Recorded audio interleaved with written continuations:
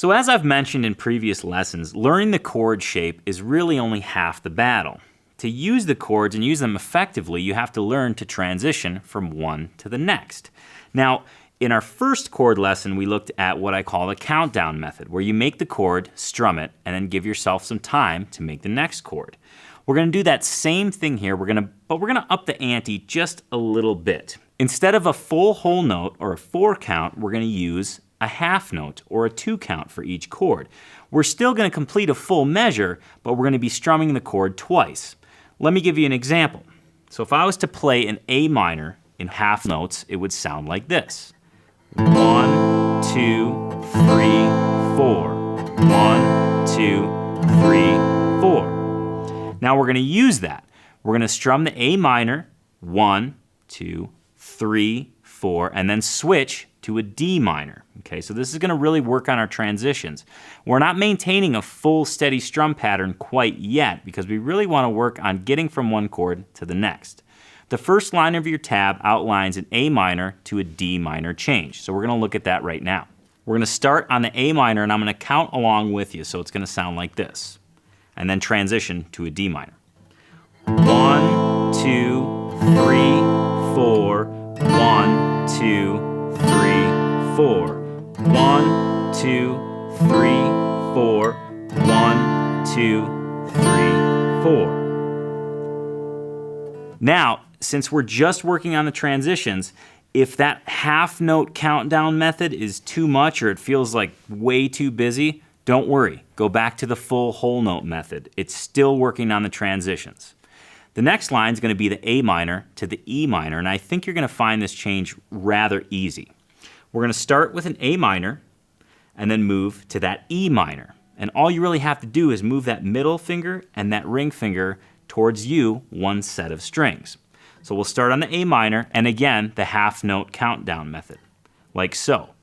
1, 2, 3, 4. 1, 2, 3, 4. 1, 2, 3, 4. 1, 2, 3, 4. So now that you've done A minor to D minor, and then A minor to E minor, we're going to throw all three in kind of a mishmash. We're still going to do the half note countdown, but we're going to go to A minor, D minor, E minor, back to D minor, and back to A minor. That will sound like this. 1, 2, 3, 4. 1, 2, 3, 4. 1, 2, 3, 4.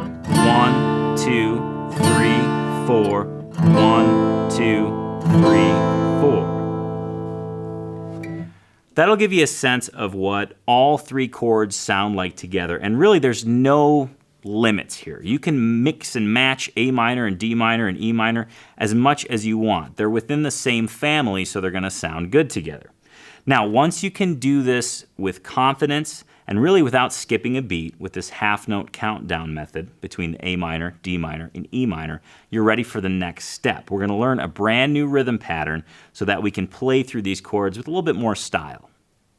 You've just watched one section of my 22-part Acoustic Guitar 101 course that takes a complete beginner from zero to playing songs. In this course, you're going to learn how to tune your guitar, read tablature, play open chords, and even play to a backing track, so that at the end, you can strum along to your favorite song, read any tablature that you encounter, as long as it's for guitar, and even play with another musician. Now, this course has 22 videos, and I want to make sure that you don't miss any of them and that you do them in the right order. So I've created a 100% free downloadable PDF course guide that's going to contain descriptions for each section, links to the individual lessons, and the tabs, which you're going to need for each lesson. So to get this course guide today, all you have to do is click the link in the video or the description, enter your email address, and I'll send it to you right away so that you have links to the lessons, the tabs, and a way to keep track of your progress.